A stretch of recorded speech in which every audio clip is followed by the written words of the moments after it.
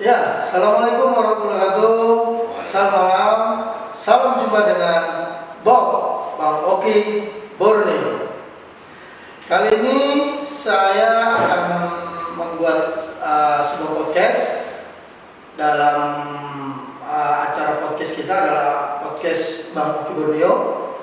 Dan saya ditemani dengan suhu saya, suhu. Ya, dari Pak Dr. Bruce Aswad, SHMH. Selamat malam Pak Bruce. Selamat malam Bang Oki. Semoga sehat selalu Bang Oki. Amin amin.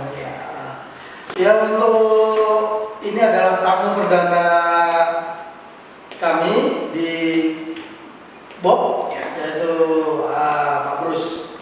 Tapi kalau Pak Bruce kayaknya terlalu formal. Iya, saya kembali lagi jadi mahasiswa ini. Siap. Lebih ke kerapan ya. Oke. Bang Bruce, oke. Kali ini kayaknya kita perlu menyorotin secara hukum kali ya, sesuai dengan bidang Bang Bruce yang ada di Kota Balikpapan ini yang lagi hot news atau lagi viral ya,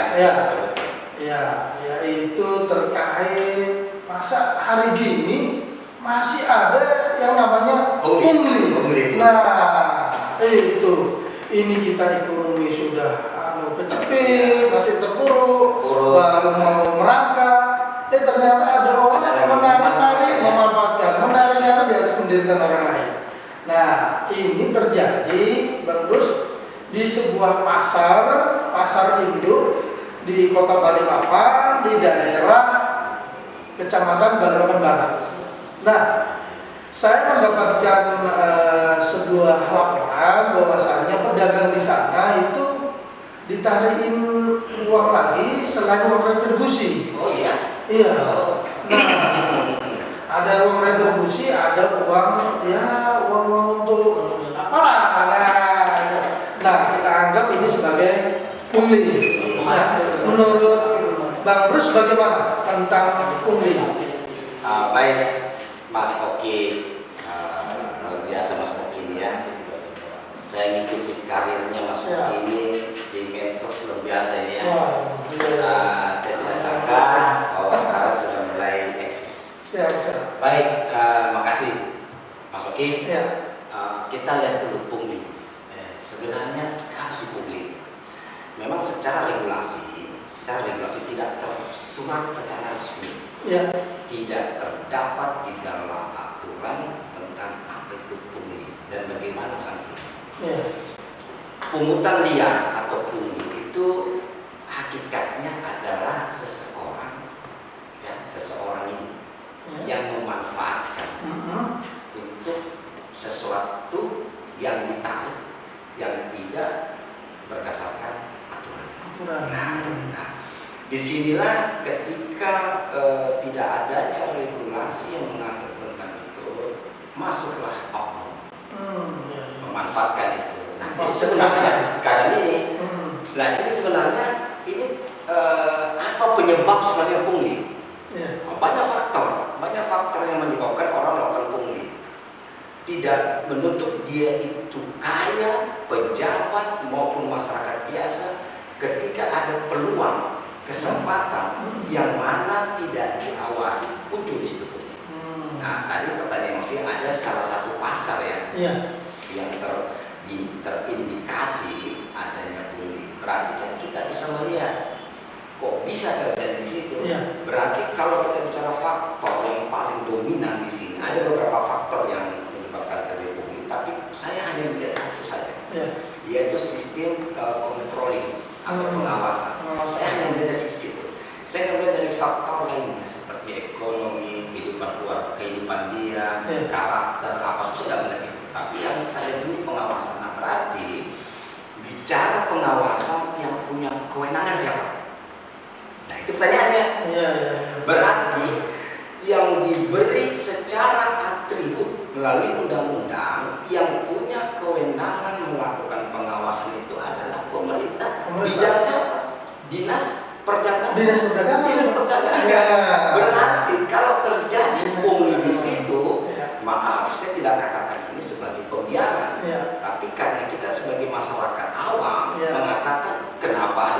berarti dibiarin nih. Nah, ada apa ini dengan dinas perdagangan ini? Seharusnya ada apa ini dengan dinas perdagangan ini? Iya betul. Seharusnya kita ini melihat gini. Iya. Kan tadi saya sudah katakan, Mas Oki ya. Iya. Saya tidak melihat faktor yang lain. Iya. Yang saya lihat faktor yang paling dominan. Iya. Kenapa terjadi kebocoran? Iya. Nah, berarti kan kontrol ini. Iya. Pengawasannya kurang ini. Iya.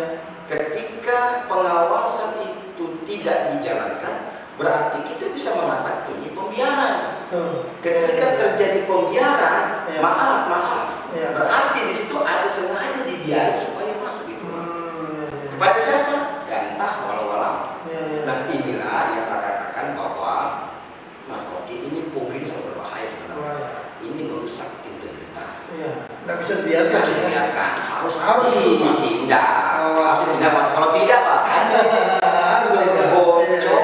kebocoran APBD itu bisa terjadi dari sisi semua sektor.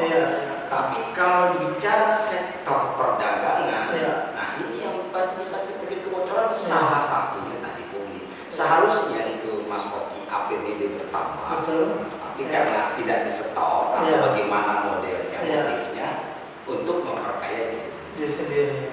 Nah itu. Terus pungli ini kira-kira atau pelaku pungli ini bisa nggak dijerat hukuman? Hukum gitu ya? Pidana. Gini, kita lihat dulu pungutan liar itu dilakukan oleh tiga orang, kalau saya mengatakan orang lah ya. Pertama dilakukan oleh masyarakat. Kedua dilakukan oleh pegawai. Nah, pegawai ya, oknum lah ya. Ketiga dilakukan oleh pejabat. Ketiga ini punya peluang. Nah, sekarang ketiga ini apakah Pak bisa diberikan, kata tadi Mas Oki ya? Bisa nggak disaksikan ini? Nah, kita bisa melihat dari ketiga orang ini, ketiga oknum ini bisa dikategorikan masuk ke dalam 3 hal tindak pidana. Pertama, dia masuk di tindak pidana pemerasan. Kedua, dia masuk dalam tindak pidana korupsi. Ketiga, dia masuk dalam tindak pidana penipuan. Nah, sekarang pertanyaannya, bisa nggak, karena walaupun Pak ada asas katanya, ada asas legalitas seseorang tidak dapat dipidana sebelum ada aturannya. Ketika masuk mana aturannya? Kaitan dengan masalah pungli dalam aturan. Memang secara tersurat itu tidak ada, Mas Oki, ya kan? Tetapi bisa ada kan namanya terindikasi didekatkan pasal-pasal yang berhubungan dengan perbuatannya. Tindak pidana itu ketika tidak ada aturannya, kita bisa mendekatkan perbuatannya. Nah itu tadi, Mas Oki, perbuatan apa? Bisa masuk pemerasan. Berarti 3, 6, 8 KUHP. Masuk di dalam penipuan 378 KUHP, atau masuk tindak pidana korupsi mulai pasal 7 sampai pasal berapa melakukan korupsi dalam tipikor. Tindak pidana korupsi itulah yang bisa dijerat. Jadi bagi saya sebagai seorang masyarakat, setidaknya saya berharap ini, Mas Oki, ada satu gerakan. Ada satu gerakan yang bisa menghentikan atau kasarnya membuka lah. Memang sekarang zamannya adalah keterbukaan, Mas Oki. Siapapun boleh melaporkan sepanjang informasi data itu valid. Sekarang Mas Oki harus bukan semuanya ada pemerintah begitu sebagai seorang yang intelektual keilmuan, kita jangan tinggal diam. Itulah Mas Oki yang ya itu dengan kondisi saat ini sepertinya masyarakat ekonomi kita kan belum pulih nih, ekonomi baru meranjak naik. Ini minyak goreng tinggal tapi harganya semakin itu. Habis ini apa ini, gula juga mulai gas juga. Tapi kondisi beginilah yang sepertinya dimanfaatkan yang tadi oleh oknum-oknum tadi gitu. Nah, saya merasa kok hari gini gitu loh, kok masih ada aja peluang-peluang untuk melakukan pungli gitu. Kira-kira apa menurut Bung Bruce, ada faktor apa dia kok sampai melakukan gitu? Dan padahal sih kalau bicara 3 tadi, saya rasa masyarakat pasti paham lah yang namanya hukum, namanya sanksi. Nah, begitu juga tadi adanya pejabat. Nah, itu pasti tahu lah. Kalau seandainya dia berbuat salah, pasti ada sanksinya. Gitu. Nah, kalau menurut Bung Bruce ini, apa ada faktor-faktor lain yang membuat terjadinya pungli ini? Apa faktor apa kira-kira? Kalau kita mau rentetkan, kita bicara faktor penyebab. Iya. Kita mau rentetkan ini, apa penyebab terjadi? Iya. Pertama kan bisa saja karena kewenangan dia. Satu, karena kewenangan dia diberi kewenangan nih. Iya. Bisa berbuat sesuatu karena kewenangannya. Nah, kan? Iya. Kedua, faktor kedua bisa terjadi karena budaya ini. Ini bahaya sudah budaya ini yang melekat ya, melekat. Yang ketiga lagi faktor ekonomi. Karena terdesak dengan kehidupan, sehingga dia sudahlah melakukan pungli ini. Nah, yang parah di sini ketika pengawasan kurang. Yang jadi masalah ketika dia sudah diberi kewenangan penuh, tapi dia tidak melakukan pengawasan. Nah, ini antara 1 dan 4 ini, di situ letaknya. Jadi dinas perdagangan. Karena memang secara aturan kan, kewenangan dia diberikan. Kenapa sampai terjadi pungli? Berarti kan pengawasan yang dilakukan ini kan kurang. Ketika itu tidak dilakukan pengawasan, berarti kan adanya pembiaran.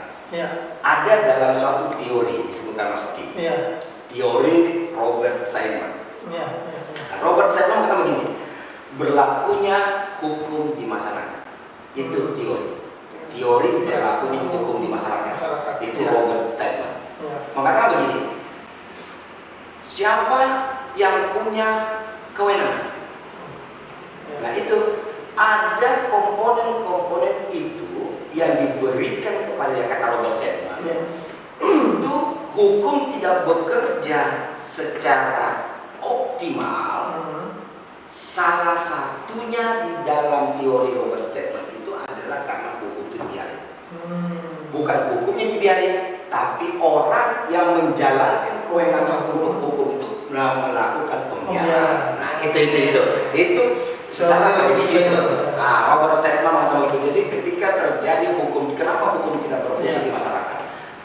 Di situ letak daripada pembiaran. Karena ada kewenangan yang diberikan, tapi dia tidak menjalankan aturan. Karena walaupun dia punya kewenangan. Ini. Jadi kalau kita bicara Mas Oki, pungli ini saya pikir di mana-mana ada pungli. Berarti kalau kita melihat, berarti kenapa ini kok di mana-mana, bukan saja di bukan saja di pasar tradisional, tapi seluruh aktivitas masyarakat ini situ selalu ada pungli di situ. Kenapa sih? Berarti tradisi tadi. Ini budaya. Jadi kalau kita dalam akademisi, saya kira Mas Oki pernah kuliah hukum, bahwa bagaimana cara melakukan law enforcement, bagaimana cara melakukan penegakan hukum. Tentu ada 3 komponen yang saling berpengaruh. Pertama adalah substansi, struktur, substansi, kultur. Struktur ini kita akan bicara apa? Ini teorinya Friedman dalam law enforcement, bahwa untuk melakukan penegakan hukum itu 3 yang berpengaruh. Walaupun Cipto Raharjo dan Surjono Sukamto dalam bukunya ada 5, tapi 5 itu kan sudah mewakili 3. Bagaimana aparatnya? Struktur, katanya Friedman. Struktur inilah kalau bagus insya Allah menjalankan aturan itu baik. Kalau strukturnya sudah rusak, pasti tidak akan menjalankan aturan. Kedua, menyangkut substansi. Apa substansi? Isi aturan. Nah, berarti kan sudah ada aturan yang mengatur tentang hal-hal tersebut. Kenapa nggak jalan masuki? Itu tadi ada dua kemungkinan aturannya ada, tapi nggak dijalankan. Ketika tidak ada aturannya, tambah bingung bagaimana aturannya. Publik ada aturannya, tapi ketika kita dekatkan, nah kita dekatkan ini peristiwa perbuatan hukum dia berarti masuk dalam kategori pemerasan, penipuan, korupsi. Ketiga, kultur budaya. Nah, bagaimana budaya ini? Mungkin sudah budaya tertanam di hati dan pikiran, sehingga berbuat kami budaya. Nah ini, jadi kalau dibilang pungli ini memang mau diberantas itu harus tegas. Harus tegas maksudnya. Iya, kalau nggak tegas, gimana? Kita masyarakat awam. Dalam hal ini kita pernah belajar hukum lah, ya kan, pernah belajar hukum. Apa sih hukum itu? Ketika hukum itu hak dan kewajiban. Pertanyaannya yang sekarang, hak kamu sudah kau terima, tapi kewajiban mana? Kewajiban inilah melakukan pengawasan. Itu kunci. Ini dia kalau masuk pulih. Memang apa ya, kalau kita bicara pungli di negara kita, khususnya di Balikpapan, itu banyak di mana-mana, cuman kita belum temukan. Kenapa? Karena masyarakat malas melapor. Masyarakat sifatnya udahlah, daripada pusing, repot udahlah, benar. Nah, ini. Jadi kita bicara budaya lagi. Jadi mudah-mudahan dengan adanya peristiwa yang terjadi, yaitu di salah satu pasar tradisional, itu membuka pikiran pemerintah dan aparat. Harusnya kepolisian mengungkap itu. Pihak kepolisian punya kewajiban. 3, melindungi, mengayomi, dan melayani. Ya kan? Ketika ada pungli, berarti tugas polisi masuk sebagai pelindung. Pelindung nih. Karena dia punya tribrata. Melindungi, mengayomi, dan melayani. Ketika terjadi sesuatu peristiwa di tengah-tengah masyarakat, kepolisian turun. Dia itu apa? Memberikan perlindungan. Tapi dengan bentuk adanya ini harus ada pelapor nggak kira-kira? Ya setidaknya kan ini ya untuk mengungkap itu. Memang harus ada laporan. Ada aduan dari masyarakat. Aduan bahwa Pak aparat nih ada oknum, ada salah satu oknum yang melakukan pungli. Data ini harusnya pihak kepolisian respon. Ditambah dengan pemerintah kota, pemerintah daerah. Oke, tinggal. Nah, tribrata ini kan melindungi karena ada bentuk pungli atau pemerasan. Nah, pertanyaan sekarang adalah ketika ada masyarakat melapor, betul nggak? Dan seharusnya pihak kepolisian Mas Oki tindak itu. Temukan di mana pungli, siapa pungli. Ketika sudah ditangkap, itu bisa ditelusuri kemana alirannya. Itu kalau dibiarin, ya sudah, terus budaya nggak akan pernah tuntas, nggak akan pernah tuntas dan selesai itu. Karena tadi yang saya katakan di awal tadi, sistem controlling atau pengawasan ini tidak berjalan efektif. Makanya teori bekerjanya hukum di masyarakat kata Robert Stephan salah satunya adalah kurangnya pengawasan. Itu dia. Nah, untuk kali ini saya ingatkan kepada Kepala Dinas Perdagangan dan juga Wali Kota serta Kapolres, stakeholder yang ada di pemerintahan Kota Balikpapan, tolong mengenai pungli ini bisa ditindak secara serius dan bisa diselesaikan agar tidak menjadi budaya. kasihan nih masyarakat kita. Ya. Sudah terpuruk ya kita. Oke, untuk terakhir nih, Bung Bruce, coba berikan closing statement atau yang membuat arahan lah kepada kita semua yang ada di Bob, cinta Bob, ataupun pada masyarakat luas. Oke, satu pesan saya, masyarakat harus berani melapor. Kalau masyarakat tidak berani melapor, bagaimana dinas perdagangan, pemerintah kota dalam hal wali kota dan kepolisian Kapolres bertindak? Kalau itu masyarakat, kuncinya di masyarakat tidak melapor, maka masyarakat sebenarnya dengan sengaja membiarkan perbuatan itu. Jadi pesan moral saya kepada masyarakat, jangan takut melapor kalau ada pungli. Secara hukum, setiap yang melapor dilindungi. Ya, dilindungi. Secara hukum dilindungi. Disembunyikan identitasnya. Jadi jangan khawatir Anda akan disembunyikan identitasmu, akan tidak diungkap. Yang penting masyarakat melapor dengan bukti. Apa buktinya? Bisa saja rekaman, sengaja Anda pura-pura aktifkan kamera HP rekam, atau dengan cara foto, banyak cara, atau dengan bukti beberapa orang yang dimintai pungli.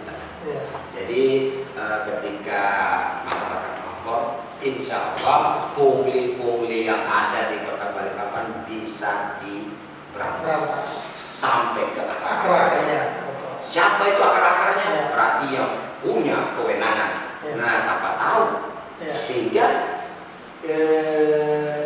kebocoran seharusnya masuk ke dalam APBD itu bisa menambah dan bisa kita diminimalisir kebocoran tadi. Jadi terakhir Mas Oki, saya mohon sebagai masyarakat dan sebagai akademisi minta supaya dinas perdagangan seharusnya melakukan fungsinya. Apa fungsi? Ya sesuai dengan undang-undang yang diberikan kepada kewenangan tadi, yaitu fungsinya pengawasan terhadap kegiatan-kegiatan di pasar-pasar tradisional, supaya bisa masyarakat yang tadinya seseorang tadi yang melakukan pungli agak ragu karena selalu diawasi. Nah, tentu itu akan berjalan efektif Mas Oki kalau masyarakat ini ikut serta melakukan penegakan hukum dengan cara melaporkan perbuatan hukum. Oke, terima kasih kehadirannya sama Mas Oki bisa hadir sama-sama di konten Bob kali ini. Dan sebelum saya akhiri, mungkin sekedar kata kunci dari saya, tamu saya yang paling spesial